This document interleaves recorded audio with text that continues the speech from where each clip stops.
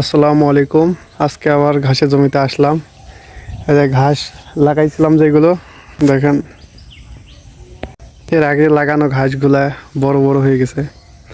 তো এর মাঝখানে এখন বুনো ঘাস হয়েছে। এইগুলা মাথায় যখন ফুল আসবে তখন এইগুলো কেটে নিয়ে যাব। দেখেন, ঘাসের থেকে বুনো ঘাসই বেশি বড় হয়ে গেছে।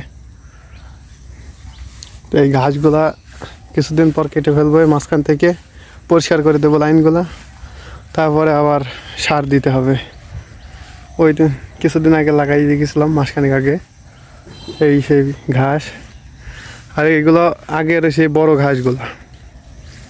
যেখানে ছোটো ঘাসের অবস্থা এখানে ঘাসগুলো কাটতে হবে। এর মাথায় যখন ফুল আসবে তখন কাটবো, তাছাড়া এই ঘাসগুলো গরুর পেটে সমস্যা করে।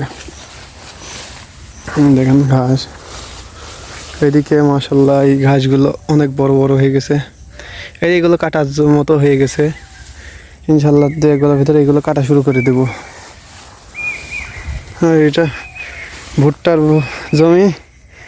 এখানে ভুট্টা এই যে উঠাই নিয়ে গেছে সব। এই খোলের ভিতরে কিছু নাই, খোলের ভিতরে কিছু নাই, সব ভুট্টা এখান থেকে ভেঙে নিয়ে গেছে, গাছগুলো রেখে গেছে।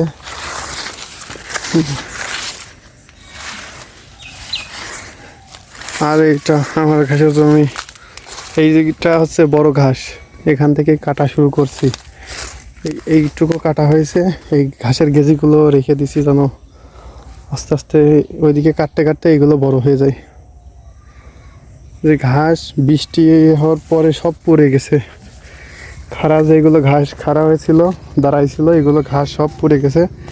কারণ দেখেন খুব কষ্ট হচ্ছে কাটতে। এগুলা যে বেকা হয়ে একটার ভিতর আরেকটা ঢুকে গেছে। এই ঘাসগুলো দেখেন, এই বেকা হয়ে চলে গেছে। এই ঘাসগুলো এখন এবার সমান করে কাটতে হবে, পরবর্তীতে ইনশাল্লাহ সোজা সোজাই হবে। এইগুলো বেশি বয়স হয়ে গেছে তো এই জন্য সব ঘাসে এই যে কুশর হয়ে গেছে। এইগুলো ঘাস আবার অনেক মিষ্টি। এই ঘাসগুলা